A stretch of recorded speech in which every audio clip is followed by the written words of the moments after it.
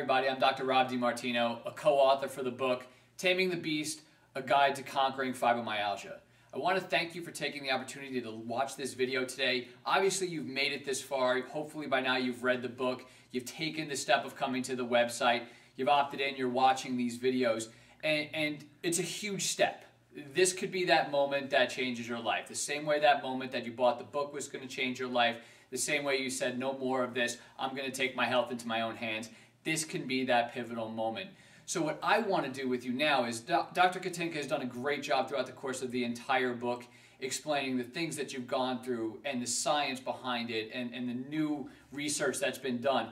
I want to bring a moment now of bringing this all together for you. Because what was so frustrating for us is we have watched so many fibromyalgia patients recover in our office. It was how we got our first big start in the neurological world. And the reality of it is I'm saying it's possible. I'm not saying it's easy. I'm not saying it's simple. But I'm saying it's possible. And in the information that we went over in the book, and now the information I'm going to go over a little bit more in depth here, it may be new. It may be stuff you've never heard of. It may be things that your doctor hasn't told you about previously. But that's the point. That's the reason why this hasn't fully gotten better, or maybe completely gone away, or gone into the ever-avoidable remission thing, which we're all looking for, worst case scenario.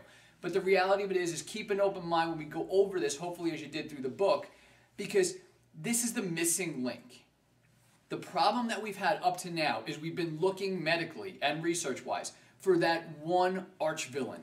That one thing that causes fibromyalgia that we could develop a pill for that would change the way that your body functioned, and voila, you would be better. And the reality of it is that's not going to ever happen. And the reason it's not going to ever happen, and the reason what makes fibromyalgia such a difficult disease to begin with, is it's a multifactorial disease. What I mean by that is there's a bunch of different things that have to come together and cause it. Then you have all these different co-causes, which is why all of the symptoms for people are different. Even though you have some general overlying realities that you all have to deal with, everything is different because the different cofactors and co-causes for each person are going to be different. So what we have to do, what we do in our clinics, and now what we're striving to do for you from a distance, is identify all of those different little cofactors. And once we can identify those, deal with all of them individually so we can complete this unit, complete the circle, and get your body what it needs to start functioning better and healing. Unfortunately, in the medication world of things, we've been down that path. It helps you. That's great. We don't want you to have pain. That's obviously something we don't want you to suffer with. But then it becomes, how do we move forward? How do we start getting you better? How do we start actually making a dent on this thing for long term and talk about restoring health, not just treading water? So what you can see here is I started to draw some of this out for you behind me. And if you read the book and you read my 2 chapters of what I've done, I did my best to take the neurology of this, take the metabolic side, what happens chemically in your body, and make it as simple as I could. And I want to take that even a step further because, again, our major frustration was treating people in our offices was fine. We knew what to expect. We knew that they would get better. The difficulty that we had was people contacting us from all over the world, basically the country and even outside of the States, asking us for help, and there was only so much that we could do. So we created a system to where we could get to you from a distance, give you the tools, but also be able to be in the know of understanding the testing side of this. What we need to look at, what we need to understand, how your body is not functioning, and then where we need to fill in the gaps. So simply enough, what makes fibro complicated is it's what we call a neuro-metabolic disease, which means for years they were like, I don't know what causes fibromyalgia. It's a muscle disease, it's a blood vessel disease, it's a neurological disease. Well, the reality of it is it's a few of these different things. The central nervous system, meaning the way that your brain signals, gets a miscommunication, the easiest way we can put it, that causes your body to go into stress mode. On a metabolic level, your cells and your different antioxidants and the different free radicals that will happen in your body start to get completely out of balance. And what happens is they feed each other. And in this feeding model, it's why people stay sick. Because the body will heal itself, right? If you cut your hand, the body will grow new skin. It doesn't matter what you put on. It doesn't matter if you put a Band-Aid. The body will grow new skin and heal the cut up. So what happens? The body will heal until it doesn't. Well, what makes it not heal in the world of fibromyalgia is you're stuck in a continuous loop. A loop of things that will make the body not heal. So let's go to the board. First things first, we have to talk about the brain. So the brain signaling comes in one of two different ways. We have the calm healing portion of how the brain signals, or we have the stress, or what we typically call fight or flight. It's probably what you feel and what you know happening. Okay? This fight or flight reaction is where you're stuck. So now we're going to move over here. We have a cell. Okay, so inside this cell you have your nucleus, right? That's kind of the brain. Then up here we have your mitochondria. Now your mitochondria is the powerhouse. It's the energy generator. What it does is it makes what we call ATP. ATP is basically like what gasoline is for your car. It's the fuel that your body runs off of. So in order to make ATP, you have to have nutrition, you have to have oxygen, and you have to have stimulation of the cell. Okay? Once you make ATP, through that process, your body creates a chemical called nitric oxide. This is normal. Nitric oxide is a very healthy thing. With antioxidants, so when you add antioxidants into this realm, what happens is it goes back to the mitochondria and you start making more ATP as long as you have these three guys going as well. So what happens here? You can have a physical trauma that puts your brain into the fight or flight reaction. You can have a chemical stress that will put your cells into a position where it'll start to signal to your brain that it needs to go to fight or flight. You can have an emotional stress. That could be a long-term stress or one intense stressor that can change your brain signaling. So let's start with the cellular function. What happens here is this cell will typically start to inflame.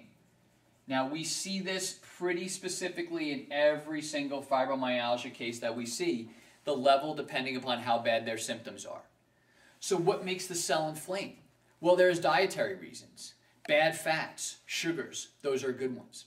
But the other big reasons that we'll typically see are threefold, really.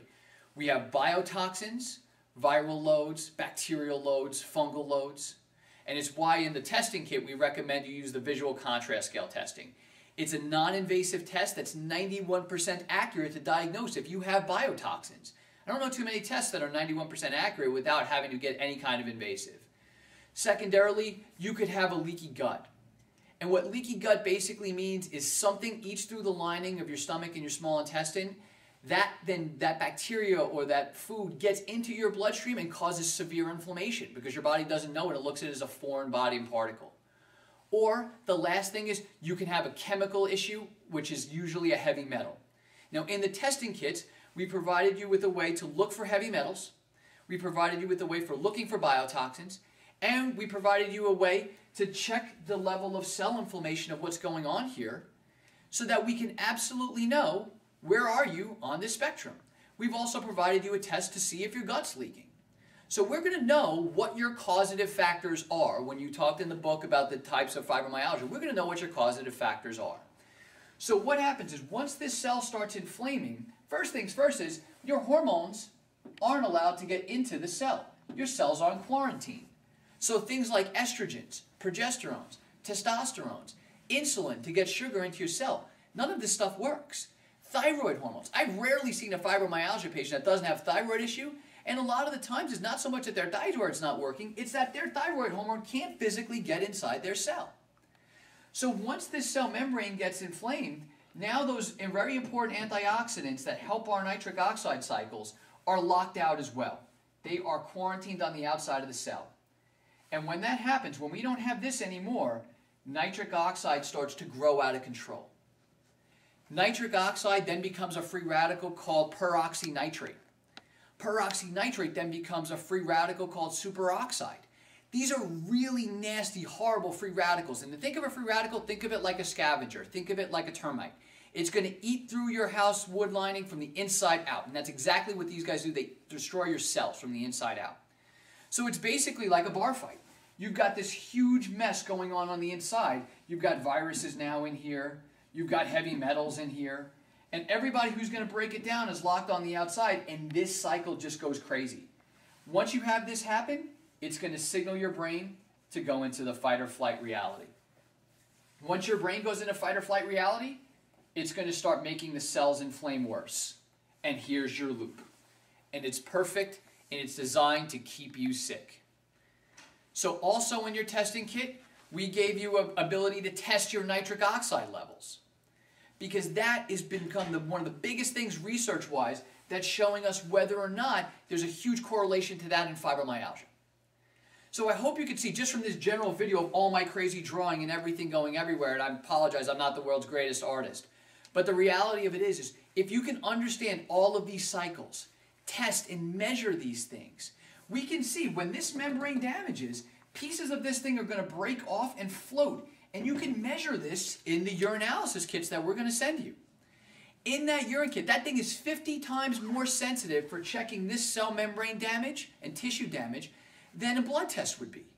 So we're going to unequivocally know, and that's why it was so difficult, because we were trying to put this all together, making our best guesses of saying, well, try this and do this. We're not sure what your biggest issues are. We don't know how starved your cells are of energy, ATP. And if you're starved of ATP, your body doesn't have the energy not just to get up and go about doing your daily things, it doesn't have the energy to heal. And that's what we need. So the testing kit is your first step. Once we know where you're at, what your causative factors are, which type of fibromyalgia you have, then we can start getting specific on telling you how to combat each of these things individually. If you can change this, you can change the way that your brain signals. And if you can change the way that your brain signals, you take the stress off of your body. If you can buy your body some of the energy back, you have a chance of starting to heal. And you can take your life back, and it starts with this video. Thank you very much. We look forward to helping you.